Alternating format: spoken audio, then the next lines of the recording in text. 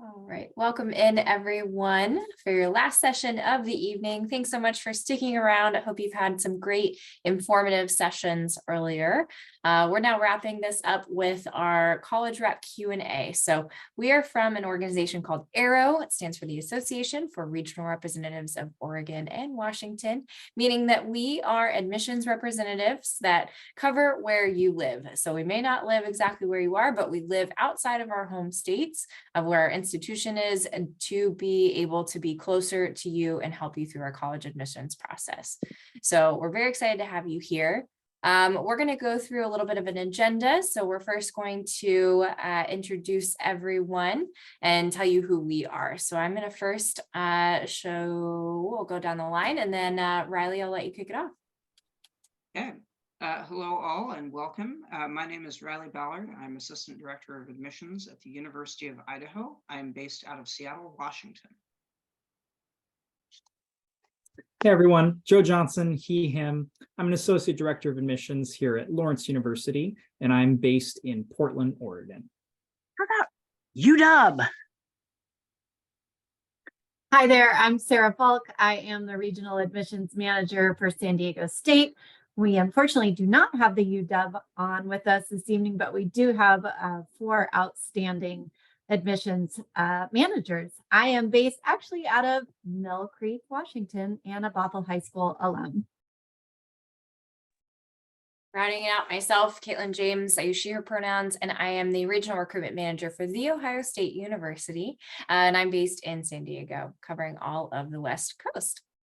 So we have kind of an agenda laid out for you. This is an interactive program, so please put any questions that you might have in the Q&A or the chat, and we'll try to answer some of those questions in real time as you might have them this evening. But we have some questions kind of preloaded that we will share with you. But first off, for the time that we are spending here, we want to give our representatives and myself some time to share a little bit more about our institution. So I'm going to hand it over to Riley to tell us a little bit more about University of Idaho. All righty, thank you very much, Caitlin. So hi, the University of Idaho is Idaho's flagship land-grant university. We have 5 main centers across the state from north to south. We have a 17-to-1 student to faculty ratio, very, very small class size in general. 75% of our undergrads get hands-on research experience. What that translates to essentially is that they have industry relevant experience even before they graduate, making our graduates highly sought after. In programs like our College of Engineering produce generally, up to 90% job placement rates 3 months before to 3 months after graduation generally result. We have over 200 student clubs and organizations, 97 majors, 16 NCAA Division I teams, 38 Greek letter organizations. We've been voted best in the West for the last 3 years by US News and World Magazine.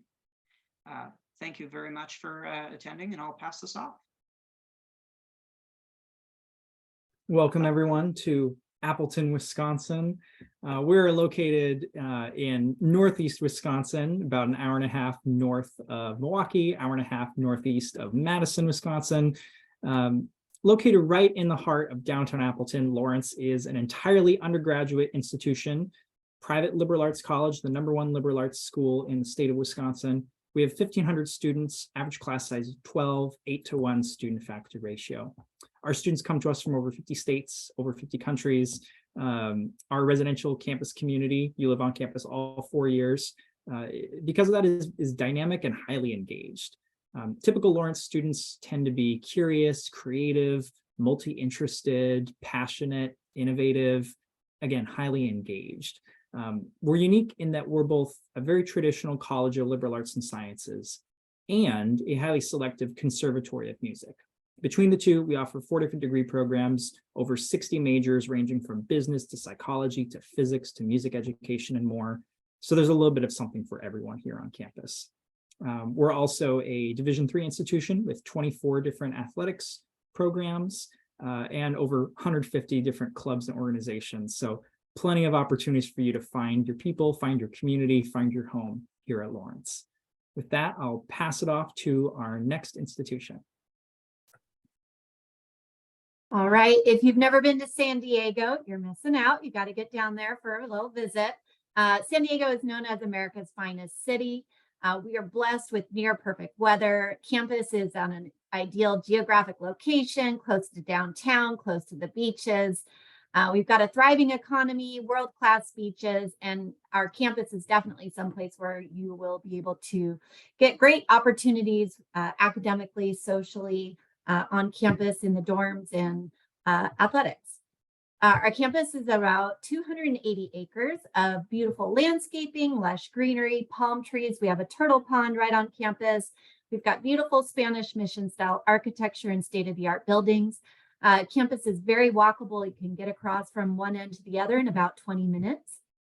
Even though San Diego State is a little bit larger with about 35,000 students, we provide our students with support and experiences that definitely make it feel a lot smaller. We have 7 different colleges on our campus with over 96 different undergraduate degree programs to choose from.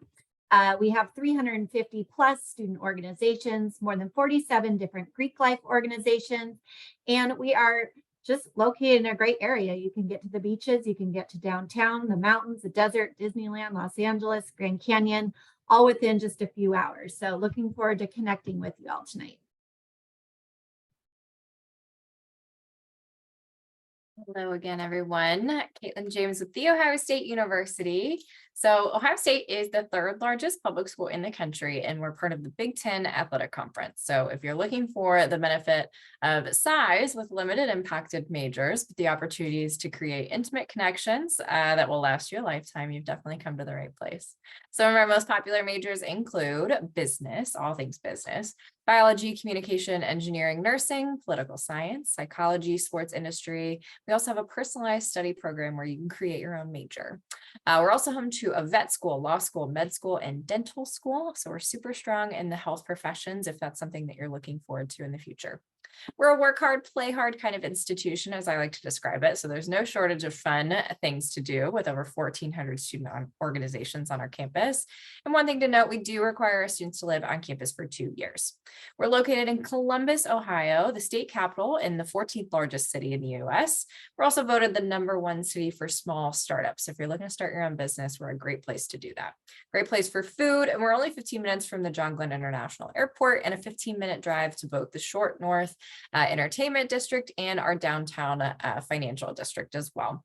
We boast over 109 different languages spoken within the city and plenty of hiking and biking trails to enjoy in all 4 seasons as well. We do have a scholarship specifically for our Seattle area students with our Seattle area alumni club. So definitely check that out when you are applying. But at Ohio State with over 550,000 alumni, there's nowhere you can go without hearing an OHIO. All right, we'll move it along here. We'll talk about some of our commonly asked questions. So we have a couple kind of preset that we frequently get. So we'll cover some of those here while you all are thinking about some of those questions that you want to learn from us. So the first one we'll ask to our panelists is, what are some of the myths about the college admissions and application process? Who wants to tackle that one first? I'll go ahead and start us off. I think I've chosen a different myth and a different thing I wish I knew for every panel. So we'll just keep with that trend. A myth that I can think of with the application process is that every application is the same. I can do them all on one website. And more often than not, yes, there is the Common App, which is very handy. But there are also all these other little one-off applications. So the Cal State application, for example, is for all 23 Cal State schools. The UC system has its own application process. So it's not going to be all the same. And every university is just a little bit different. Some are going to require letters of recommendation. Some are going to require an essay. Some make it optional for the essay. Some are short answer. We'll talk a little bit more in a bit about test blind, test optional, but every school is just a little bit different. So it's best to know, what those deadlines are and what's all required to make sure that all of your applications are complete and will be reviewed.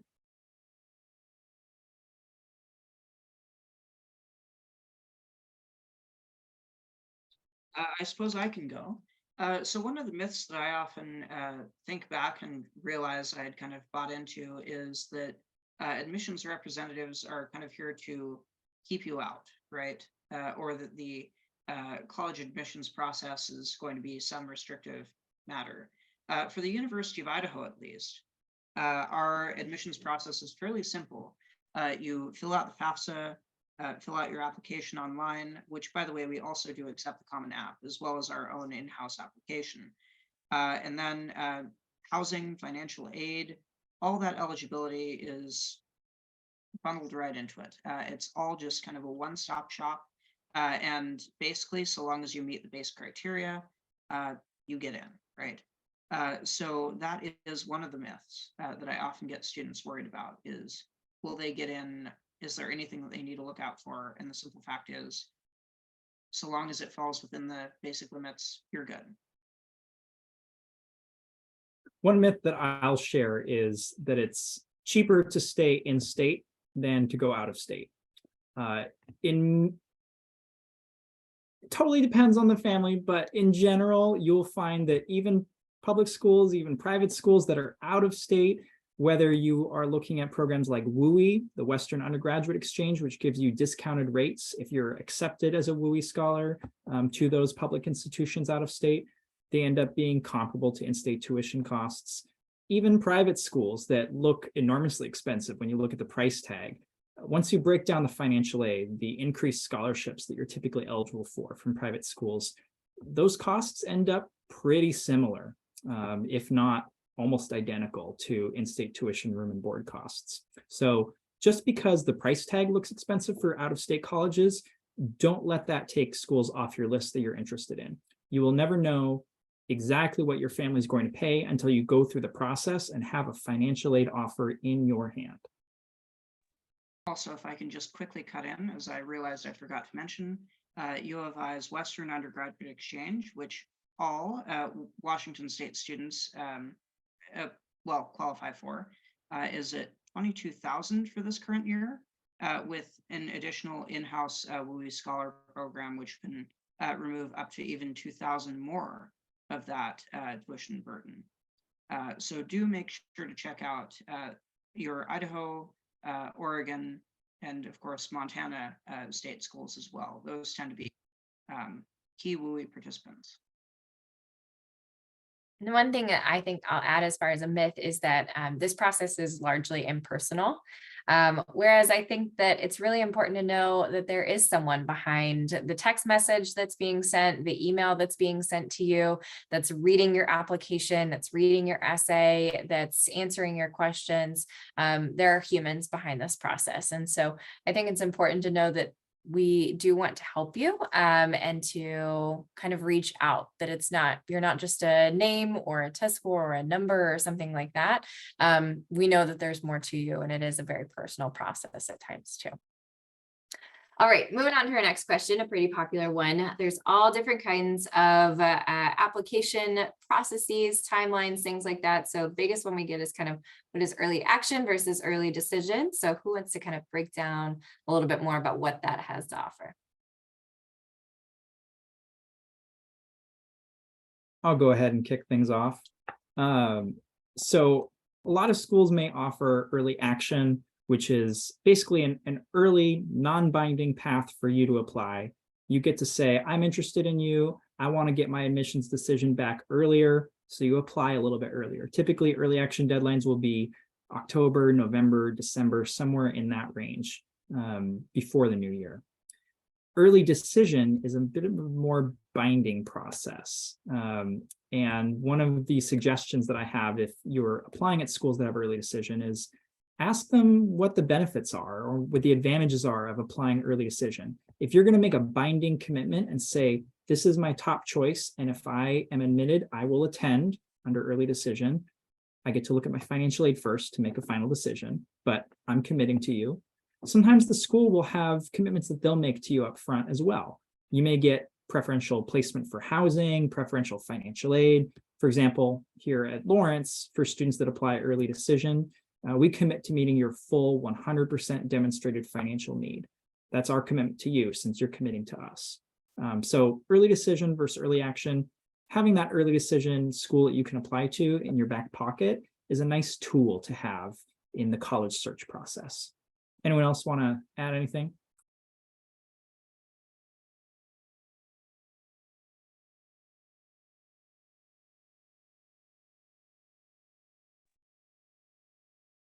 Yeah, I mean, for my institution, early action is a scholarship benefit. So definitely recommend applying for that. Great. So moving on to our next question. What is one thing that you wish you knew about the college search process? I can start off with that one. As someone who grew up in Bothell and only applied to out-of-state schools because I had no desire to stay in state and go through another 4 years of rain, I actually wish I could tell myself it's okay to apply to some of those in-state schools and it's okay to look at staying in state.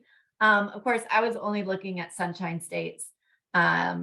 But yeah, this little list down below, this is a good thing to take a screenshot of, just to keep in mind all the different things to consider. It's not just about a good sports team. It's not just about sunshine and beaches and palm trees.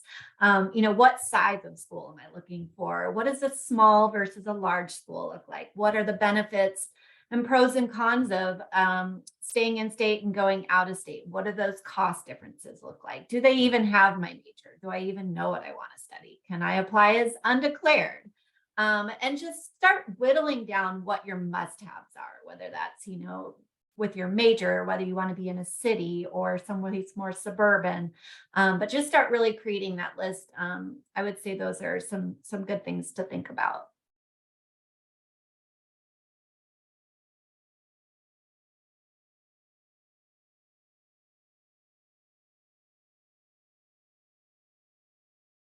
I suppose I can go.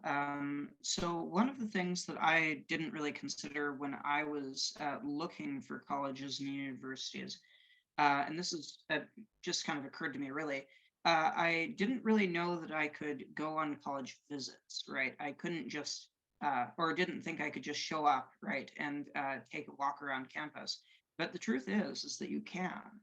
And in a lot of ways, obviously all of our universities very much prefer that you reach out to us, schedule a visit so that we can roll out the red carpet, have you meet with the department heads, go and see facilities and all of that. But one of the things that I often encounter when I speak with students who are in the process of applying and have a question is they say, well, my mom and dad and I drove through Moscow on a family road trip and we stopped on campus and I was just immediately sold. And I think all four of us can probably say that we've encountered that student that has had that moment where they just know it's the right place, right? And obviously this is probably after learning a little bit about the university, one would hope, but don't be afraid to kind of trust your gut in a few things. I mean, yes, do check the facts, right? But make sure to kind of go and see what exactly you'd be getting into rather than being scared off by whether it's financial aspects or if it looks a little funny in the photos. Just go and check it out.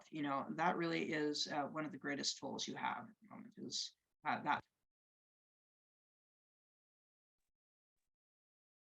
One thing I wish I knew when I got started with the college process was that there are so many schools out there that are going to be a good fit for you. And there are so many schools out there that will admit you. We often hear in the media about the highly selective or highly rejective colleges that admit fewer than 30, 20, 10, 5% of their applicants. The reality is the vast majority of colleges and universities in the United States admit the vast majority of their applicants. So there are going to be colleges out there that are a good fit for you, that you'll find that feeling of fit, trust your gut when you're visiting and learning about the colleges. But there are multiple places that you're going to be happy and that you'll be challenged and you will grow into the person that you're meant to be. Love that. I think that's a great tie into one of the next questions on the next slide that we kind of have pre-prepared for you is just how can you learn about a variety of different colleges? And I know we just got a question kind of in the chat about when should we plan to visit campus. So there's so many ways to learn about colleges. I think that's the one thing that's kind of unique about this. It's like this overwhelming amount of choice that you have. How do I narrow it down? So we talked a little bit about some of the ways that you might narrow that list down a few slides ago. So now how do you learn about some of those other options out there that you might not have heard of before? All of our schools tonight are very different institutions. So things like, our high school visits, campus visits, what are some of the best ways that you all recommend, or maybe what's your number one recommendation for students about learning from colleges? What do you usually tell students? I think that if we're going to look at one great thing that came out of COVID, I know it's a weird way to start it, but it's this opportunity. It's giving students, parents, the opportunity to tour more schools than ever before, whether that's virtually, whether that's through a student panel, whether it's in this type of situation, a one-on-one Zoom appointment, a coffee chat visit. There's so many different ways to interact one-on-one. In regards to the question, when's the best time to visit?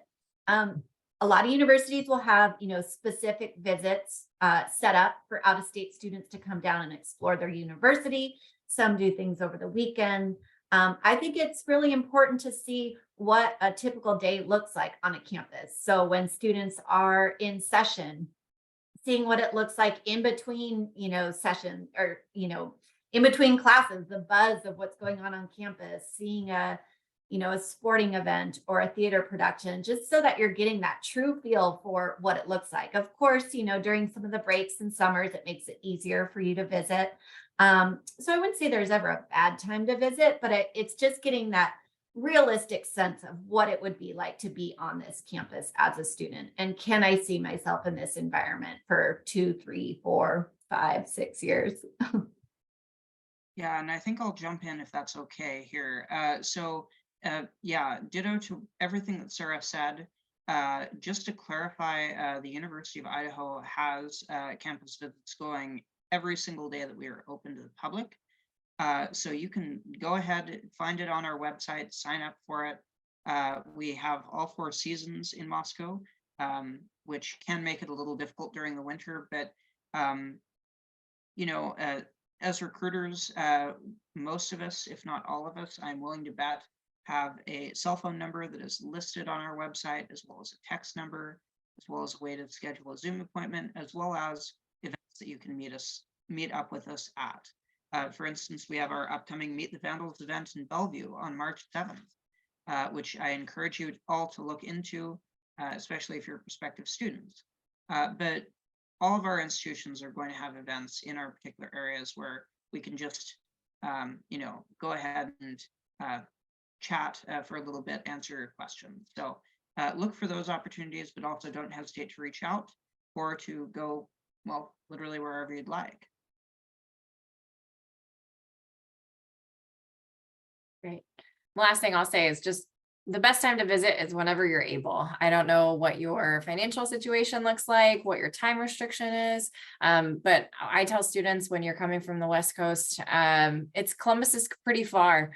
You've made a journey to get there. You might have a layover. It's going to be a long day if you're traveling. And so the best time to get there is just the fact that you are actually there, that you can put your feet on campus and you can see what it's like. So that's the closest way that you can kind of envision what that is. And anything from there is hopefully just a bonus in that extra piece to make that final college decision.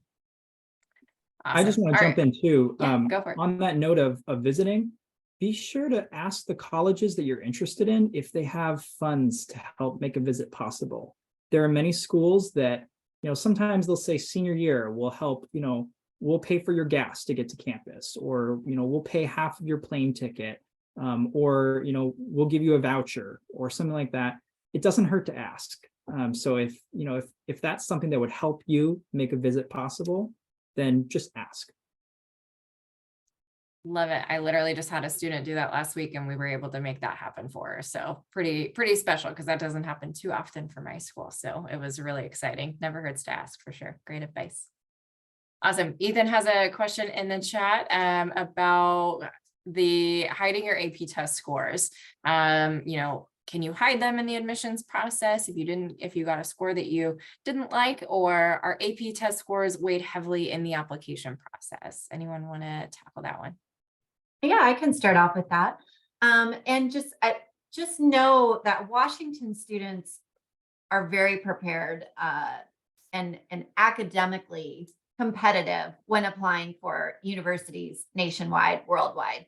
You guys have a lot of options in your district to do AP, IB, honors, running start, college and the high school. So just know that already you guys have a lot of great access through your district.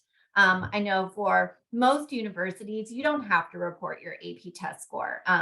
Universities typically are going to vary, usually a 3, a 4, in terms of scores that are required in order for that to transfer in.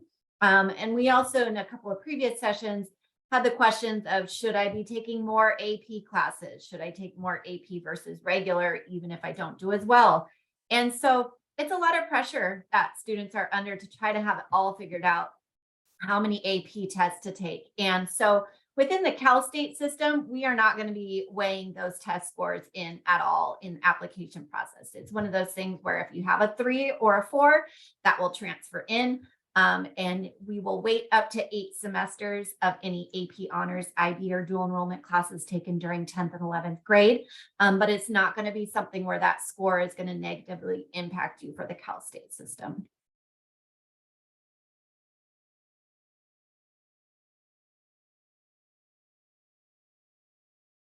Well, I suppose. Process. In my review process, we'll see them if you put them on there, but if you don't send your scores, we won't see them.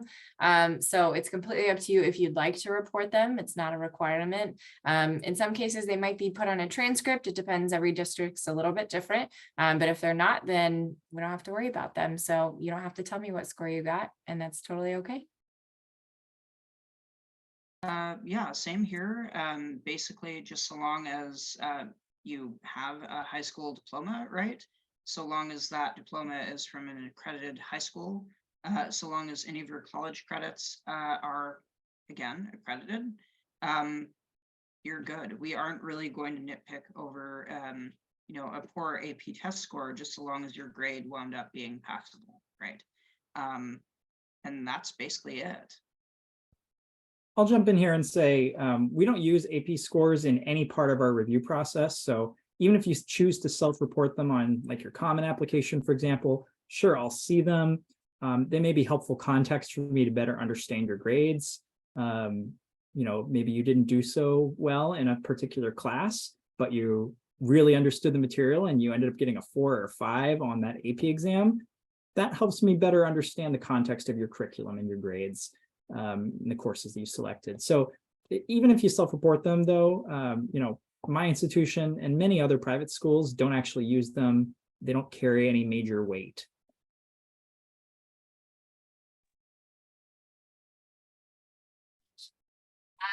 Just a little bit more time left here. If anyone has any other questions that you want to get answered before we wrap up. Looks like we have another one. Tara has a question about, have you received or accepted any mastery transcripts? Anyone want to share their thoughts on that one?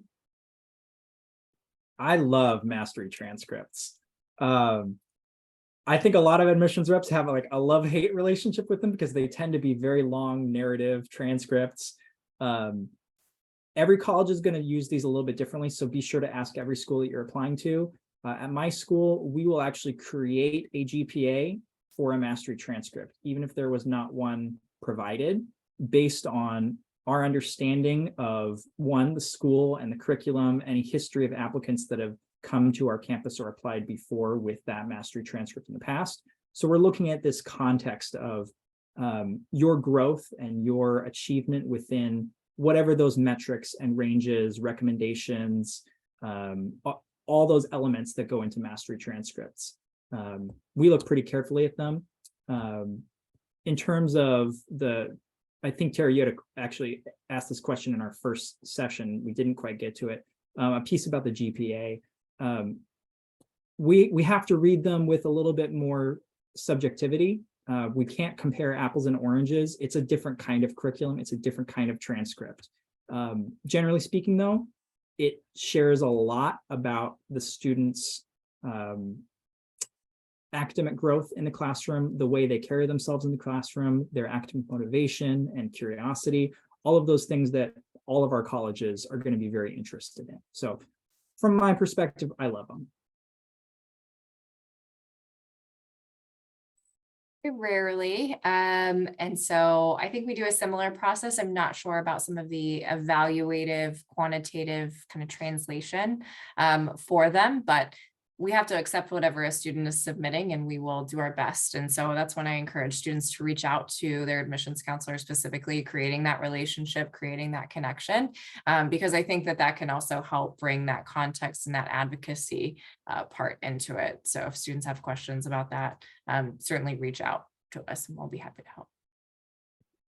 And I think that's a good segue while we have a couple of minutes into, just advising students on how different the process can look as universities are evaluating your application. Where's the weight placed on? Is it just looking at my GPA? And Washington doesn't weight GPA. So how does that work? And so again, every university is going to be a little bit different in terms of understanding how to be the most competitive candidate for that school. So for example, with the Cal State system and the UC system, you're going to hear the terminology A through G. Your A through G credits are a minimum of 15 credits, basically all met through your high school graduation requirements, but they do have specific things like a full year of visual and performing arts, or, doing more math, more science is something that is usually highly looked upon for most universities, especially if you're looking at nursing, any health sciences, biology majors, computer science, engineering.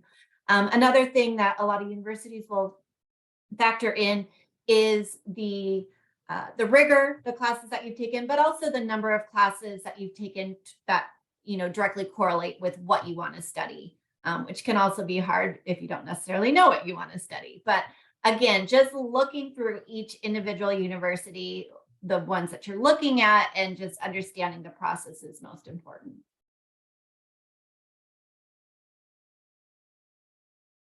Did get a quick question that I want to answer through the chat. Got one directed to me. So one of the students had a question. If you are taking the SAT, do you have to submit it for the colleges to see?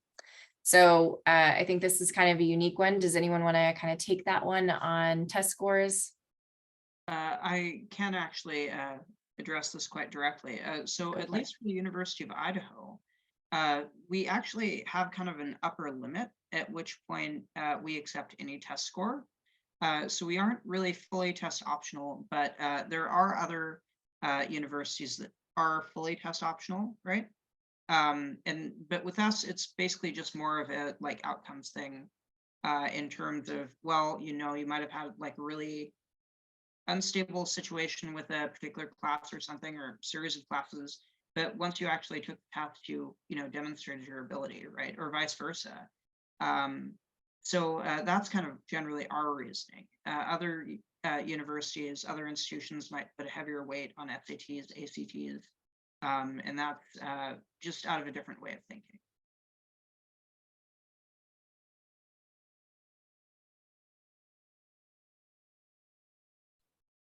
Joe, were you going to go? Go ahead. I was just going to add, a lot of schools will allow you to self-report your test scores. So you do not necessarily need to pay for a score report from College Board, pay for a score report from ACT. Oftentimes just ask the college, check out their website, email your admissions representative and say, do you need my test scores? Can I just put them on my Common App and are we good? Every college will have a different policy.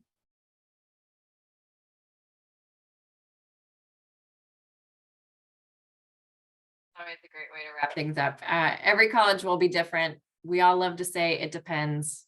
We don't necessarily love saying that, but it's kind of how we have to answer a lot of questions that we get asked. But best to answer those questions and get the best answer from the respective institution. But at this point, it is 8:30 and I want to be respectful of you all's time. Thank you all so much for being here. We'll go to the end of the slides that I know that we have here, and there is a QR code. Please fill out that survey. It is very important to your program creators and coordinators. They want to hear how it went so you can have programs like this in the future. But thank you so much for participating and engaging. We're so grateful for you. It was such a blessing for us to be able to chat with you all tonight. Take care and have a great rest of your evening.